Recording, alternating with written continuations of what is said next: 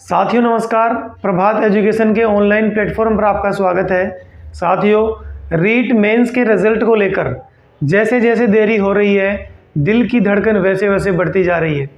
REET mains के result को लेकर आपके बहुत सारे सवाल आपके मन में चल रहे हैं, लगातार आ रहे हैं। रीट का रिजल्ट कब तक आएगा, परिणाम में देरी क्यों हो रही है, कहीं परिणाम देरी होने से रीट कट ऑफ पर प्रभाव तो नहीं पड़ेगा, कट ऑफ बढ़ तो नहीं जाएगी, कहीं कोई घपला तो नहीं हो रहा। तो इन सभी सवालों के जवाब आज हम इस वीडियो में जानने की कोशिश करेंगे। वीडियो को आप शुरू से अंत तक जरूर देखना, आपके सभी सवालों के जवाब आपको मैं देने की कोशिश करूंगा। चलिए साथियों, देखते हैं एक एक सवाल को। सबसे पहला जो सवाल है कि रीट का रिजल्ट है वो कब तक आने की संभावना है। साथियों, ये मैं नहीं कह रहा हूँ, हम सिर्फ एक संभावना व्यक्त कर सकते हैं। आपको पता है कि बेरोजगार संघ के अध्यक्ष हैं भाई उपेंद्र यादव। उपेंद्र यादव आज की लेटेस्ट न्यूज़ बता रहा हूँ मैं आपको। उपेंद्र यादव ने आज जो आपका अधीनस्थ सेवा चयन बोर्ड है उसके अध्यक्ष से मिले थे। अध्यक्ष से मिलने के बाद उन्होंने कहा है कि रीट का जो रिजल्ट है वो इसी माह में जारी कर दिया जाएगा, यानी मई माह में जारी कर दिया जाएगा। ऐसा कहा है किसने? बोर्ड के अध्यक्ष ने कहा है।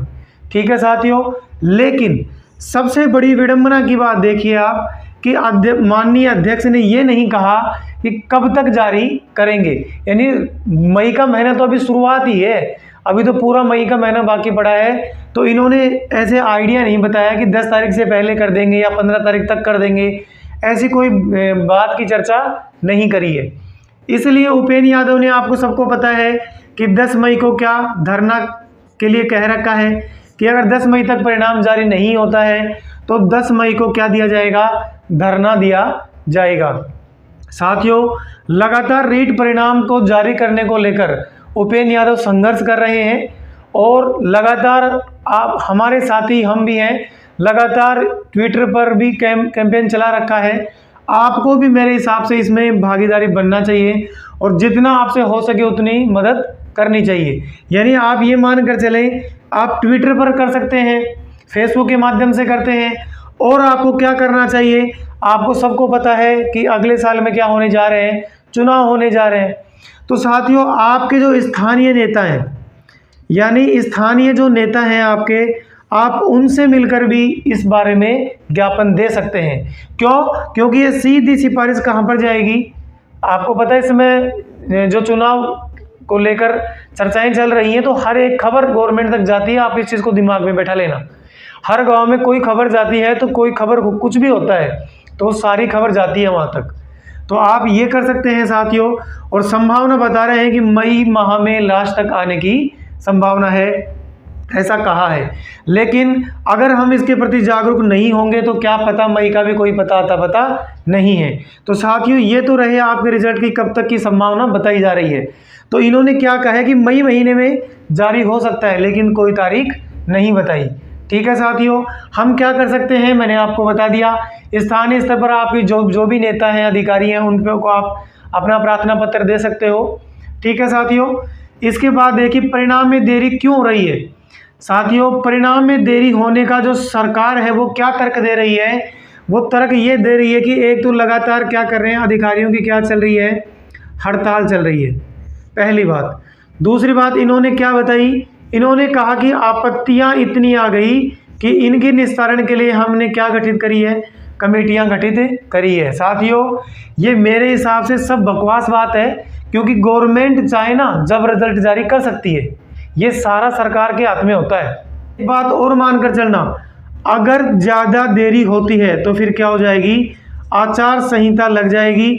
अगर मान लो आपका परिणाम भी आ जाएगा ना, तो फिर लास्ट तक आपको ज्वाइनिंग में बहुत देरी हो जाएगी साथियों। इसलिए परिणाम में देरी नहीं होनी चाहिए।